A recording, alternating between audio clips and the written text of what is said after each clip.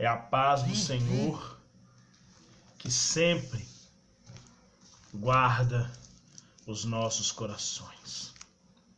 É a paz do Senhor que nos dá as condições para trilharmos o caminho de volta a morar contigo. Pai, nós queremos agradecer ao Senhor, porque sobre nós o Senhor tem derramado o teu Espírito Santo, a tua graça e a tua misericórdia. Hoje nós vamos falar sobre a responsabilidade,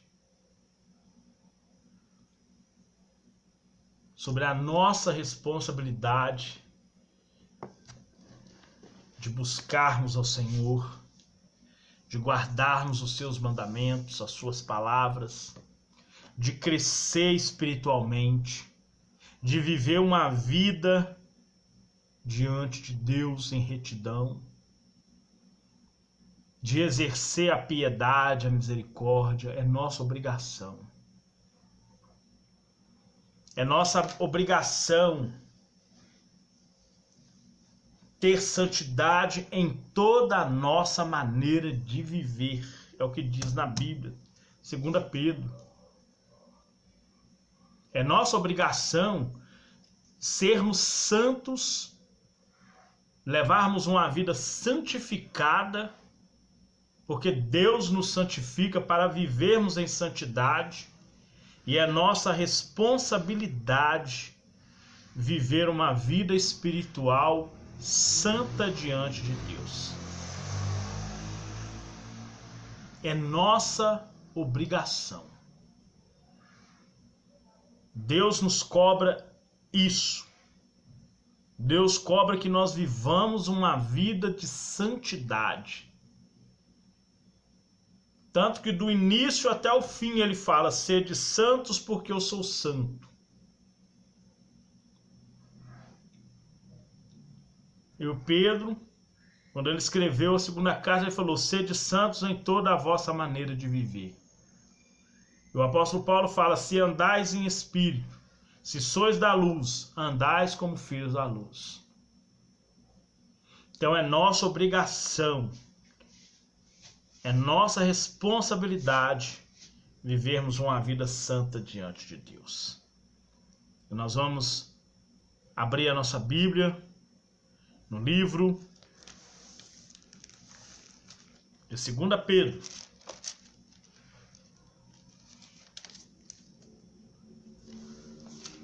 Epístola Universal de Pedro, 2 Pedro 3:18. Vai dizer assim: antes crescei na graça e em conhecimento de nosso Senhor e Salvador Jesus Cristo. A Ele seja dado a glória, assim agora, como no dia da eternidade. Amém.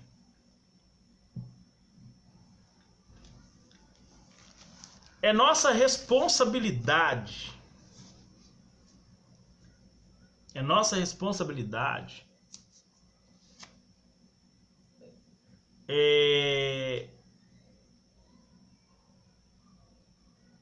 enraizar, vamos dizer assim, na palavra de Deus.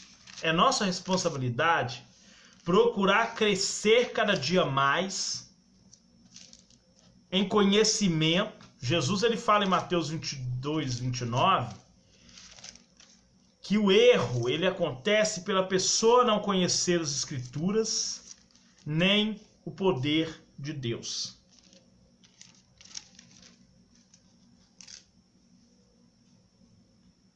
Então é nossa responsabilidade crescermos, enraizarmos a nossa vida na palavra de Deus.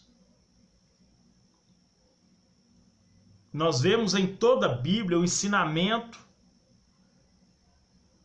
nos advertindo contra os falsos ensinos. O apóstolo Paulo fala com Timóteo: Timóteo, No final dos tempos apostatarão alguns da fé. Alguns vão abandonar a fé, vai abandonar a doutrina, vai abandonar os ensinos, a vida de santidade, a vida de retidão, por causa das doutrinas pregadas por demônios através dos espíritos enganadores. A doutrina de demônios pregada por espíritos enganadores. Isso está lá em 1 Timóteo 4:1. E é nossa obrigação enraizar na palavra do Senhor para que nós não venhamos cair nesses falsos ensinos. E achar que esses falsos ensinos, só porque está sendo usado a palavra, a Bíblia, sejam ensinos genuínos. Nós temos que ter cuidado. Nós temos que ser cheios do Espírito Santo, iluminados pelo Espírito Santo.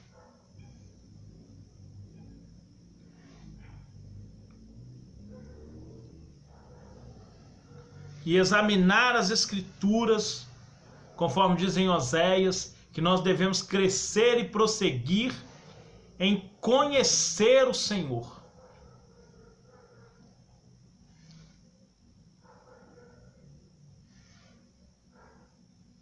Porque a vida eterna é só Jesus pode oferecer. Só Jesus pode oferecer a vida eterna. E só vai alcançar a vida eterna quem verdadeiramente se enraizar na verdade. Jesus ele fala: conhecereis a verdade e a verdade vos manterá libertos do falso ensino, dos falsos mestres, da doutrina de demônios, dos espíritos enganadores. Essa é a liberdade que o Espírito Santo, através da verdade, traz para nós. Não basta a pessoa ser cheia do Espírito Santo. Porque uma das coisas que uma pessoa que se diz cheia do Espírito Santo tem que ter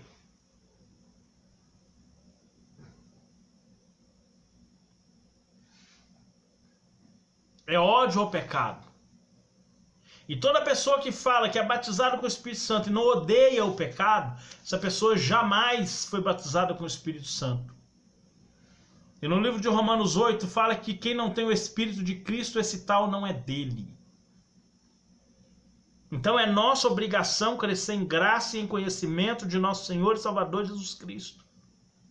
Enraizar na palavra.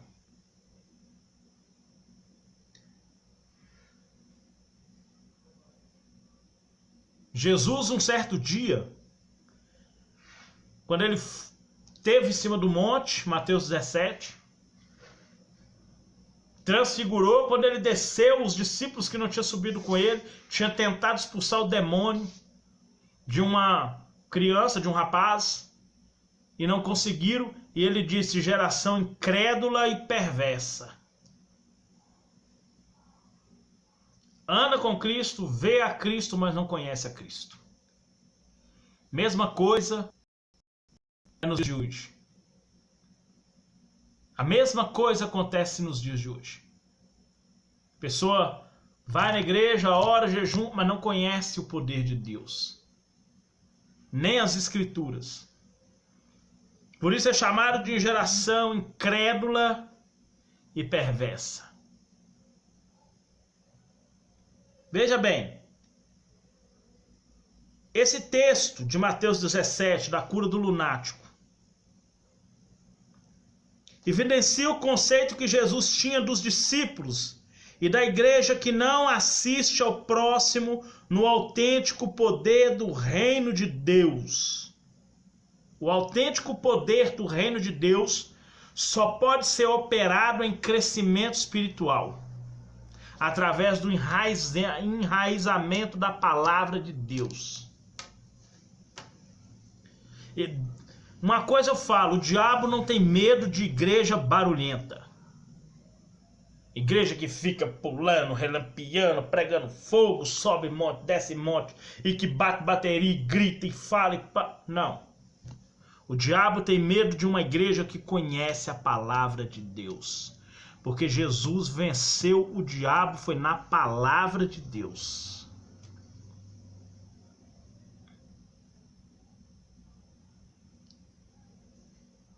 Foi na palavra de Deus que o diabo foi vencido.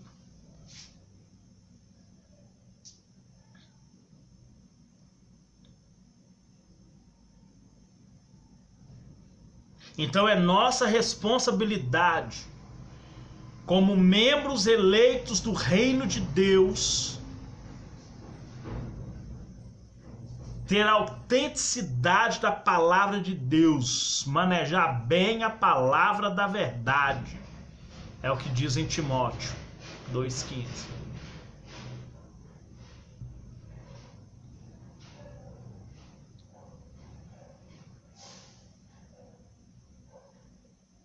Viver uma vida de retidão.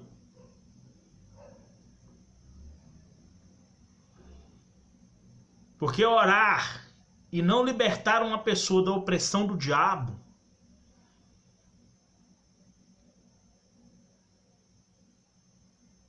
demonstra uma falta de fé em Deus devastadora. Essa pessoa não conhece nada da autoridade divina que Deus deu sobre ele, porque ele não é enraizado na palavra para conhecer. Aí passa vergonha. É nossa obrigação crescer, enraizar na palavra de Deus. É nossa obrigação crescer na frutificação. João 15. Jesus fala que aquele que está em mim e eu nele, esse dá muito fruto. Porque sem mim nada podereis fazer.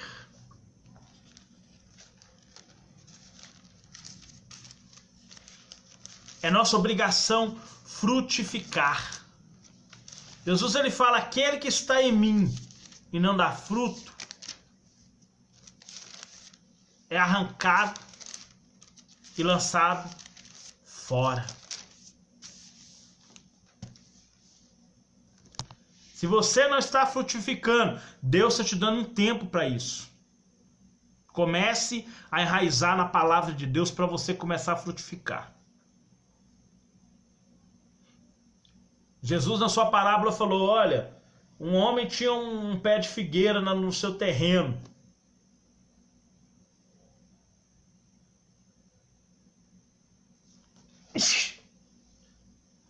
Pé de figueira lá no seu terreno. Mas essa figueira não produzia nada, só tinha folha. Aí o vinhateiro falou, não, deixa aí mais um ano, eu vou cuidar dela. Nós não sabemos quanto tempo está durando esse ano. Mas o vinhateiro está cuidando para que dê fruto. Se não der fruto, vai ser arrancado e lançado fora. Está escrito em João 15.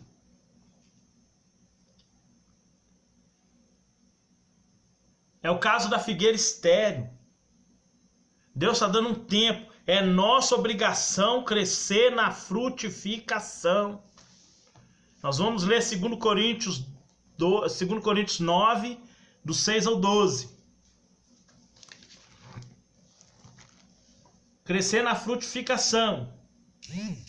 Isso é frutificação. Isso não tem nada a ver com dinheiro. Isso está falando de vida espiritual. 2 Coríntios 9, do 6 ao 12. Não tem nada a ver com dinheiro. Tem igrejas usando isso para poder falar de dinheiro, mas não é. Isso está falando de vida espiritual. Frutificação, ganhar almas. Pessoa crescer espiritualmente. Na vida espiritual, na vida sentimental, na saúde e na finança. Eu já ensinei essas 4 áreas.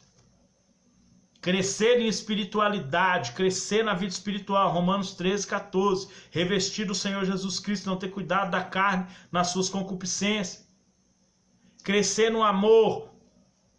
João 13, 34, 35, novo mandamento vos dou, que vós ameis uns aos outros, não é só da sua maneira, como você quer, não, é como eu vos amei a vós, amor sacrificial.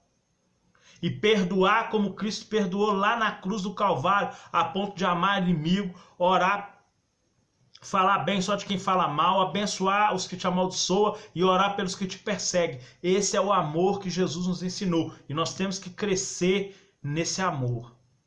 Crescer na vida financeira, buscar em primeiro lugar o reino dos céus, a sua justiça, comer, beber e vestir, que são das demais coisas, vos será acrescentado. Crescer em saúde, Salmo 91, aquele que abriga no esconderijo do Altíssimo, a sombra do Onipotente descansará, mal nenhum sucederá, praga nenhuma chegará à tua tenda. Porque tão encarecidamente me amou, eu o amarei, o glorificarei, poluei no alto retiro, mostrarei a minha salvação. Isso é crescer em saúde. Eu já ensinei isso. E 2 Coríntios 9, 6 ao 12, está falando sobre vida espiritual. E muitas igrejas estão usando isso para poder falar de questões financeiras. E não é nada disso. Amém? Digo que o que semeia pouco também ceifará pouco. E o que semeia abundância, em abundância também ceifará. Se você semeia, conforme está lá em Romanos 6, se você semeia na carne, você vai ceifar corrupção. Mas se você semeia o Espírito, você vai colher vida eterna. Está falando de vida espiritual. Não tem nada a ver com questões financeiras. Não tem nada a ver com questões financeiras. A nossa vida, ela tem que ser guiada pelo Espírito de Deus. O nosso serviço cristão, cada um contribua segundo propôs no coração, com tristeza ou por necessidade, porque Deus ama o que dá com alegria, e Deus é poderoso para tornar abundante em vós toda a graça. Tá vendo que está falando de vida espiritual? A fim de que tendes sempre, em tudo, em toda suficiência, superabundância, em toda boa obra, conforme está escrito, espalhou, deu aos pobres, e a sua justiça permanece para sempre. Ora, aquele que dá a semente ao que semeia, e pão para comer também multiplica a vossa sementeira, e aumentará os frutos da vossa justiça. Frutos da justiça. São 9 os frutos da justiça. Paz, longanimidade, benignidade, gozo, mansidão, temperança. Tudo isso está lá nos frutos. Frutos da justiça.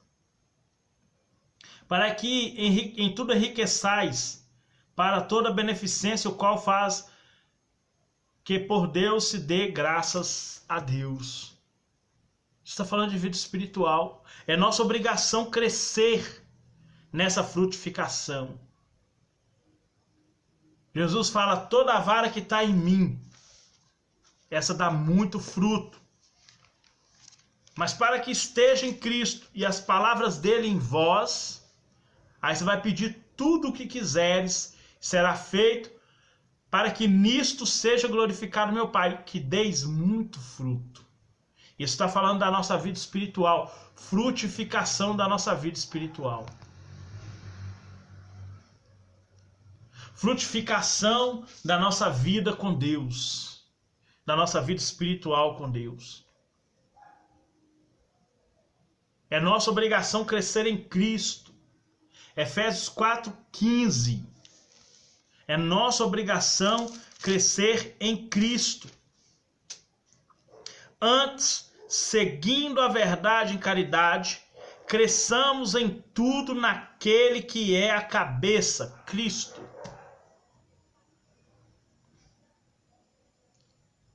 É nossa obrigação crescer em verdade e em amor, em Cristo.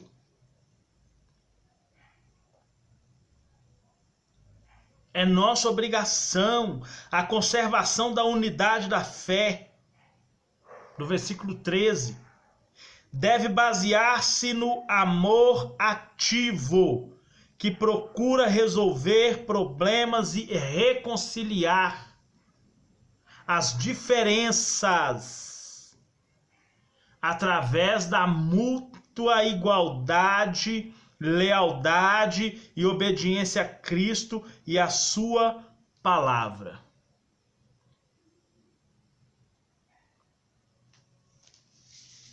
É nossa obrigação crescer em Cristo, crescer na verdade do amor. É nossa obrigação. Mateus 5,48. Sede vós perfeitos, como perfeito é vosso Pai que estás nos céus. Talvez as pessoas possam achar que esse mandamento é impossível de nós conseguirmos, mas não é. 2 Pedro 1,3 fala que tudo que é necessário para nós viver uma vida santa e piedosa, o Senhor já nos deu. Jesus fala: a mesma glória que o Pai me deu, eu dou para vocês. João 17. Nós temos as mesmas condições de andar uma vida perfeita como Cristo andou. É só pagar o preço de oração, jejum, meditação na palavra. Porque Jesus tinha tudo isso. O que a gente mais vê é Jesus jejuando e orando e meditando na palavra do Senhor, em Deus, meditando nas coisas de Deus. Jesus era um homem como eu e você, sujeito às mesmas paixões. Ele só nasceu sem pecado, sem a capacidade de pecar. E foi feito pecador por nós. E se nós somos seguidores dele, nós temos total condições de crescer, ou total condição de um crescimento espiritual ordenado por Deus e através de Deus, através do Espírito Santo. Nós temos essa condição.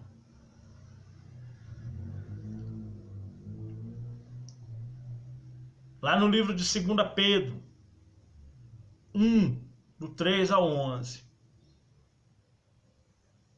fala que nós temos que colocar na nossa fé toda diligência, todo esforço, acrescentar a fé que não é humana. Nós temos que acrescentar a virtude. Atos 10:38, Deus ungiu Jesus com o Espírito Santo e virtude, o qual andou fazendo bem, curando os oprimidos do diabo, porque Deus era com ele. Acrescentar a virtude à ciência. Oséias 6:3, sigamos e prossigamos em conhecer o Senhor. A ciência, a piedade. Sede-vos misericordiosos, como é misericordioso vosso Pai que está no céu. Mateus 5:11. 5:14. 6:14, né? A piedade, a paciência, Hebreus 10:36, necessitais de paciência, para que depois de haver fazer a vontade de Deus, possais alcançar a promessa. Acrescentar a paciência, a temperança.